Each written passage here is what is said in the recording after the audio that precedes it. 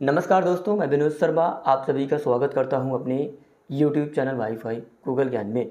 दोस्तों यहाँ पे आप लोग ये सोच रहे होंगे कि मैं काफ़ी लंबे समय से वीडियोस नहीं ला पा रहा था। तो यहाँ पे दोस्तों कुछ प्रॉब्लम्स चल रहे थे जिसकी वजह से मैं वीडियोस नहीं ला पा रहा था। फिलहाल दोस्तों अब आप लोगों को वीडियोस मिलेंगे। यहाँ पे दोस्तों हम लोगों के लिए बड़ी खुशखबरी दिल्ली हाई कोर्ट ने दिया है। दिल्ली हाई कोर्ट ने क्या खुशखबरी दिया है मैं आपको आगे बताऊँगा। आप लोग को पता होगा कि हम लोगों ने CCS के मैटर को लेकर के कई बार कैट कोर्ट में, दिल्ली हाई कोर्ट में, सुप्रीम कोर्ट में हम लोगों ने कई बार गए हैं। तो यहाँ पे दोस्तों दिल्ली हाई कोर्ट ने हम लोगों को बड़ी रिलीफ दिया है। हालांकि इसके पहले भी एक बार दिसंबर में रिलीफ दिया था दिल्ली हाई कोर्ट ने, और उसी को लेकर के हम लोगों ने फिर से अपील किया दिल्ली हाई कोर्ट में। हमारे एडवोकेट श्रीकांत जी ने फिर से अपील किया और उसकी सुनवाई 23 मार्च 2024 को फिर से हुई है। और यहाँ पे इस बार हम लोगों को भारी जीत मिली है। क्या जीत मिली है, क्या दिल्ली हाई कोर्ट ने ऑर्डर किया है, मैं आपको पूरा डिटेल आज की इस वीडियो में बताऊंगा। आप लोग हमारे साथ इस वीडियो में अंत तक बने रहिएगा। और ये जो हम लोगों ने दिल्ली हाई कोर्ट में केस फाइल किया हुआ था, इनमें किन किन कैंडिडेट का नाम है, और यदि और कैंडिडेट इसमें जुड़ना चाहते हैं तो आपको क्या करना होगा, मैं आपको पूरा पूरा इन्फॉर्मेशन आज की इस वीडियो में बताने वाला हूँ। बाकी दोस्तों जो ऑर्डर यहाँ पे दिल्ली हाई कोर्ट ने दिया है बहुत ही खुशखबरी की बात है। मैं आपको वो भी इस वीडियो में डिटेल से समझाने वाला हूँ। तो आप लोग हमारे साथ इस वीडियो में अंत तक बने रहिएगा। मैं आपको अपने लैपटॉप के स्क्रीन पर ले चलता हूँ और मैं आपको जो हम लोगों ने दिल्ली हाई कोर्ट में केस फाइल किया हुआ था उसमें कौन कौन से पॉइंट है वो मैं आपको दिखा देता हूँ, और उसके बाद मैं आपको ऑर्डर दिखाने वाला हूँ। यहाँ पे दोस्तों आप लोग देख पा रहे होंगे कि हम लोगों ने जो दिल्ली हाई कोर्ट में केस फाइल किया हुआ था उसका टोटल 168 पेज का ये केस फाइल है, जिसमें आप लोग सबसे पहले देख पा रहे होंगे कि अंकित यादव वर्सेस पेटिशनर्स। यही नेम आप लोग जो है जब हम लोगों ने दिल्ली हाई कोर्ट में, दिल्ली कैट कोर्ट में, दिल्ली सुप्रीम कोर्ट में केस किया हुआ था तो सेम नाम से ही हम लोगों ने किया हुआ था। और अपोजिशन में जो है union of India and versus जो रेलवे वगैरह है वो थे। अब यहाँ पे आप लोग ध्यान से देखेंगे कि जो भी पॉइंट्स की डिमांड हम लोगों ने किया है या फिर जो हमारे एडवोकेट सर ने दिल्ली हाई कोर्ट से किया है वो एनेक्सर्स के रूप में यहाँ पे मेंशन किया गया था। ठीक है, एनेक्सर्स के रूप में आप लोग देखेंगे सबसे पहली बात तो ये है कि जो इसके पहले हम लोगों ने दिल्ली हाई कोर्ट में केस किया हुआ था, ठीक है, AITT 110 को लेकर के या फिर जो भी कैंडिडेट यहाँ पे मौजूद है उन सभी को लेकर के, ठीक है।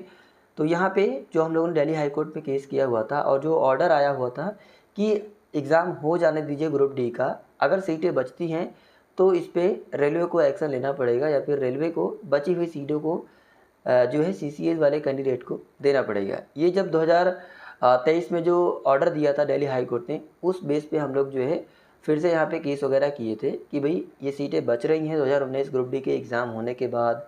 जो यहाँ पे सिलेक्शन प्रोसीजर चल रहा है, जो रिज़ल्ट जारी किया गया दिल्ली रेलवे के द्वारा ग्रुप डी को लेकर के, है ना। तो हम लोगों ने सीटें वगैरह काउंट किया था और इसमें मेंशन भी है इस केस फाइल में, मैं आपको आगे अभी दिखाऊंगा। हालांकि मैं यहाँ पे थोड़ा शॉर्टकट में बताऊंगा और थोड़ा फास्ट बताऊंगा ताकि जो है आप लोगों का टाइम वेस्टेज ना हो और कम समय में आप जो है ज़्यादा से ज़्यादा चीज़ों को समझ पाएँ। ठीक है, तो यहाँ पे एनेक्सर 1 में वो बातें रख दी गई कि हम लोगों ने दिल्ली हाई कोर्ट में केस किया हुआ था जिसका यहाँ पे ये केस नंबर है। ठीक है, और उसके बाद यहाँ पे आप लोग देखेंगे कि एनेक्सर P जो है 2 में भी वही सारी बातें बताई जा रही हैं कि दिल्ली हाई कोर्ट ने डायरेक्शंस दिए थे कि ये सारी चीज़ें हैं। और यहाँ पे जो एनेक्सर जो है यहाँ पे P3 है उसमें ये बताया जा रहा है कि जो रेलवे के द्वारा जो CCS कैंडिडेट हैं उनके जो CBT एग्ज़ाम्स कंडक्ट कराए गए थे वो यहाँ पे इसके बारे में बताया जा रहा है। ठीक है, ठीक है, CCS कोटा के अंडर में जो कैंडिडेट्स आते थे। उसके बाद यहाँ पे एनेक्सर 4 में बताया जा रहा है कि जो NCVT का एग्ज़ाम होता था उसको रेलवे के द्वारा या फिर जो ये NAPS है यानी कि नेशनल अप्रेंटिसशिप प्रोग्राम स्कीम जो है उसके द्वारा अब बंद कर दिया गया कि अगर आप ITI के बेस पे अप्रेंटिसशिप करते हैं रेलवे में तो आपका NCVT का एग्ज़ाम नहीं होगा। तो वो भी मेंशन यहाँ पे कर दिया गया।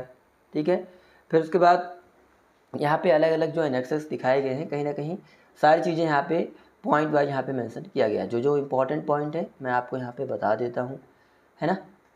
नेक्स्ट करता हूँ, यहाँ पे आप लोग देखते जाइए कि कौन कौन से पॉइंट यहाँ पे इम्पोर्टेंट हैं, है ना।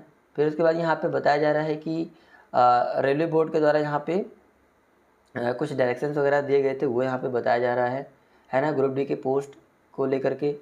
फिर उसके बाद यहाँ पे आप लोग देखते जाइए कि जो 1961 का एक्ट है ना, 2014 के बाद से आप लोगों ने देखा होगा कि जीएम पावर के तहत भर्ती होती थी 2014 के पहले तक। उसके बाद जीएम पावर को हटा दिया गया, वो भी बात यहाँ पे हमारे एडवोकेट सर ने मेंशन कर दिया था, है ना। पूरा रिसर्च हमारे जो श्रीकांत जी हैं एडवोकेट जी, उनके द्वारा यहाँ पे किया गया था और यही वजह है कि आज यहाँ पे ये दिल्ली हाई कोर्ट के द्वारा ऑर्डर दिया गया है। मैं आपको अभी ऑर्डर पे आऊँगा तो बताऊँगा आपको, ठीक है। फिर यहाँ पे और भी चीज़ें हैं जिसके बारे में आपको जानना चाहिए। 21/1/2022 को लेटर यहाँ पे इशू कर दिया गया था MSD के द्वारा कि भाई अब हम जो NAPS का एग्ज़ाम होता है ITI वाले बच्चों का नहीं लेंगे, ठीक है। वो यहाँ पे ये बातें हो गई, है ना। और आगे यहाँ पे नेक्स्ट करता हूँ मैं, जो इंपॉर्टेंट चीज़ें हैं हम वही जान लेते हैं। 12.4 वाला मुद्दा था, 12.5 वाला मुद्दा था, रेलवे के द्वारा जो नोटिफिकेशन जारी किया गया था, कई सारे बदलाव किए गए रेलवे के द्वारा, वो भी यहाँ पे मेंशन किया गया, ठीक है। और आगे आते हैं, आप लोग देखेंगे कि CBT 2 जो रेलवे से पास एक्ट अप्रेंटिस कैंडिडेट होते हैं उनके जो है CBT 2 एग्ज़ाम नहीं कराए जाएंगे, उनके PET एग्ज़ाम नहीं कराएंगे। ये जो है कई बार रेलवे बदलाव करता है, इस बात को भी हमारे एडवोकेट सर ने इसमें मेंशन किया हुआ था, ठीक है। और आगे चलते हैं, यहाँ पे आप लोग देखेंगे कि 2018 की ग्रुप डी की वैकेंसी आई थी, उसमें जो है टोटल 12,000 सीटें वैकेंसीज आई थी, जो केवल CCS वाले बच्चों के लिए थी, जिसमें लगभग 10,800 अराउंड सीटें जो है जनरल कोटा में चली गई थी बचने के बाद। सोचिए 12,000 सीटें 2018 में आती है, जो कि रेलवे वाले जो एक्ट अप्रेंटिस कैंडिडेट होते हैं, 20% कोटा वाले बच्चे होते हैं, उनके लिए सीटें रिजर्व थी और लगभग 10,800 सीटें वैकेंट चली जाती हैं। ये भी बात हमारे एडवोकेट सर ने मेंशन किया, ठीक है। उसके बाद आगे आते हैं, आप लोग देखते जाइए, यहाँ पे कितने पेटिशनर्स यहाँ पे ऐड है वो भी बताया गया है ना। उसके बाद कितनी सीटें वैकेंट है ना, उसके जिक्र भी हमारे एडवोकेट सर ने यहाँ पे किया हुआ था। तो कोर्ट फीस वगैरह है, ठीक है। कितने पेटिशनर्स हैं, टोटल 3 पेटिशनर्स हैं, मैं आपको बता देता हूँ, है ना। आगे अभी आपको देखने को मिलेगा कौन कौन से यहाँ पे पेटिशनर्स हैं। यहाँ पे अंकित यादव हैं, विनोद कुमार शर्मा, मैं हूँ, और तीसरा यहाँ पे अभिनव कुमार हैं, जो कि 3 पेटिशनर्स इसमें ऐड हैं। अगर आप लोग इसमें पेटिशनर्स बनना चाहते हैं, जो ऑर्डर आया हुआ है, क्योंकि ऑर्डर बहुत अच्छा आया हुआ है, मैं आपको आगे बताऊँगा, तो सभी लिंक आपको वीडियो के डिस्क्रिप्शन में मिल जाएगा। आप लोगों को यहाँ पे कुछ पेमेंट्स वगैरह का भी है, जो है यहाँ पे मदद करना होगा, हमारे एडवोकेट सर को देना है। कितना पेमेंट देना है मैं आपको अभी एक स्क्रीनशॉट दिखा दूंगा कि कितना पेमेंट अभी हमारे एडवोकेट सर को नीड है। 90% काम हो चुका है, केवल 10% काम रह रहा है, जो कि हमारे एडवोकेट सर को कुछ पेमेंट कर करके ही वहाँ पे आगे वो बढ़ेंगे, उन्होंने ये बोला हुआ है हमसे, ठीक है। अब यहाँ पे आप लोग देखते जाइए कि क्या क्या चीज़ें यहाँ पे मेंशन है। हम लोग नेक्स्ट करते जा रहे हैं, थोड़ा वीडियो ज़्यादा लॉन्ग हो जाएगा तो आप लोग थोड़ा एडजस्टमेंट कर लीजिएगा, ठीक है।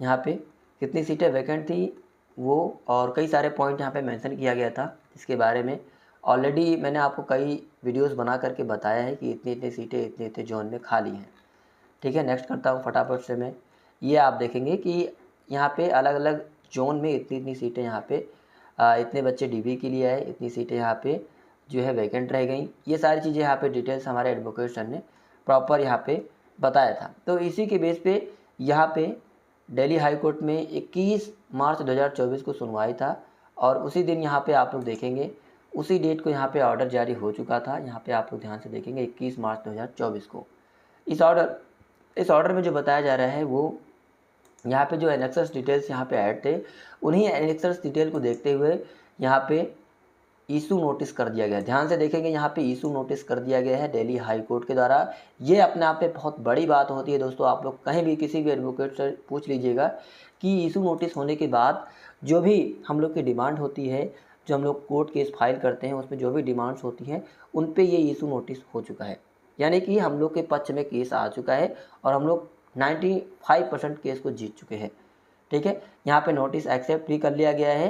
जो यहाँ पे रेलवे की तरफ से जो एडवोकेट आए थे अमित तिवारी करके, उनको भी यहाँ पे 4 वीक का टाइम दिया गया है कि भाई आप 4 वीक में जो बच्चे यहाँ पे डिमांड कर रहे हैं उनकी डिमांड को पूरा करो, आप एफिडेविट फाइल करो, रेलवे की तरफ से रिप्लाई फाइल करो और इन बच्चों को कंसिडर करो। क्योंकि जब इसके पहले दिल्ली हाई कोर्ट में जो ऑर्डर आया था, आप लोग हमारा पुराना वीडियो देख सकते हैं, वीडियो के डिस्क्रिप्शन में मैंने वो लिंक भी ऐड कर दिया गया है कि क्या ऑर्डर जब मतलब इसके पहले जो दिल्ली हाई कोर्ट ने ऑर्डर दिया था वो वीडियो आप देख लेंगे, तो उसमें ये बोला गया था कि अगर सीटें बचती हैं तो इन बच्चों को कंसीडर किया जाए, जो बच्चे यहाँ पे हमारे पास दिल्ली हाई कोर्ट में केस को लेकर के आए हैं, ठीक है, आप लोग वो वीडियो देख सकते हैं जिसमें प्रॉपर डायरेक्शन दिया था दिल्ली हाई कोर्ट ने।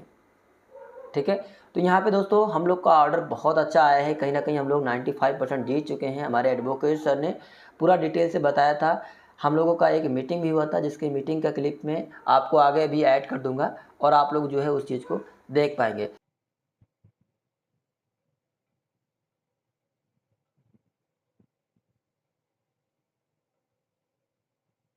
तो यहाँ पे दोस्तों ऑलमोस्ट हम लोग जो है केस को जीत चुके हैं, बस 10-5% यहाँ पे और रह रहा है, जो कि यहाँ पे 4 वीक का टाइम दिया गया है और यहाँ पे 29/8/2024 को फिर से केस को लिस्ट कर दिया गया है। लेकिन हमारे एडवोकेट सर कह रहे हैं कि हम बहुत ही जल्द इसकी सुनवाई कर देंगे, जैसे ही 4 वीक में रेलवे रिप्लाई फाइल कर देता है उसके बाद। ठीक है, तो आई होप कि यहाँ पे अभी केवल 3 पिटिशनर्स ही ऐड है। अगर और पिटिशनर्स इसमें बनना चाहते हैं तो आपको पेमेंट्स जो है कुछ ना कुछ करने होंगे इसमें ऐड होने के लिए। ठीक है, और यहाँ पे एक मैंने लिंक भी प्रोवाइड कर दिया है जिसमें आपको डिटेल्स फिल करने होंगे कि आप कौन से AITT बैच से हैं, कब आपका अप्रेंटिसशिप कंप्लीट हुआ है। ये सारी चीज़ें आप लोग वहाँ पे फिल करके आप हमारे से जुड़ सकते हैं। तो वीडियो को मैं ज़्यादा लॉन्ग नहीं करूँगा, यही था हमारा ऑर्डर। आप लोग जो है इस नंबर से ट्रैक करके दिल्ली हाई कोर्ट से ऑर्डर को डाउनलोड भी कर सकते हैं। कोई भी यहाँ पे फेक वाली बात नहीं है। हम लोग के लिए यहाँ पे बहुत ही अच्छा पॉजिटिव आया है, बहुत ही अच्छा पॉजिटिव आया है, ये आप इस बात को समझ लीजिए। बाकी दोस्तों इसमें जो भी और लोग यहाँ पे इसका बेनिफिट लेना चाहते हैं, इस ऑर्डर के बेस पे अपना रेलवे में सिलेक्शन लेना चाहते हैं, तो आप लोग हमसे ज़रूर जुड़े और जो है कुछ पेमेंट्स जो करने हैं, अभी 30,000 के करीब हमारे एडवोकेट सर को पेमेंट करने हैं। तो आप लोग अपना पेमेंट का योगदान भी दें, जो भी लोग इसमें ऐड होना चाहते हैं, क्योंकि यहाँ पे इशू नोटिस हो चुका है। अब हम लोग को यहाँ पे जो CCS वाले कैंडिडेट की सीटें बच रही थी उस पर रेलवे को भर्ती देना पड़ेगा, क्योंकि ये सख्त ऑर्डर है दिल्ली हाई कोर्ट का।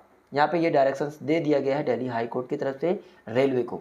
आई होप कि दोस्तों आप जो है इस चीज़ को समझ पाए होंगे कि हम लोगों के लिए कितनी बड़ी खुशखबरी की बात है। तो इस जो है केस में जो भी लोग अपना नाम जुड़वाना चाहते हैं, वीडियो के डिस्क्रिप्शन में पेमेंट करने का लिंक मिल जाएगा। जो भी लोग इस मुहिम से जुड़ना चाहते हैं, आप लोग जानते हैं दिल्ली हाई कोर्ट है, वहाँ पे चार्जेस वगैरह भी बहुत ज़्यादा हाई होते हैं, तो जो कि हमें अपने एडवोकेट सर श्रीकांत जी को पे करना है। तो इस केस से जो भी कैंडिडेट और जुड़ना चाहते हैं, जो भी लोग इस जो है ऑर्डर का बेनिफिट लेना चाहते हैं, तो वो वीडियो के डिस्क्रिप्शन में लिंक दिया हुआ है। सभी लिंक आपको वीडियो के डिस्क्रिप्शन में मिल जाएगा, वहाँ पर क्लिक करके आप जो है पे और हमसे जुड़ सकते हैं, इस केस से जुड़ सकते हैं। बाकी दोस्तों मैं अपना वीडियो यहीं तक रखता हूँ। मिलते हैं दोस्तों नए वीडियो में नए टॉपिक के साथ, तब तक के लिए जय हिंद।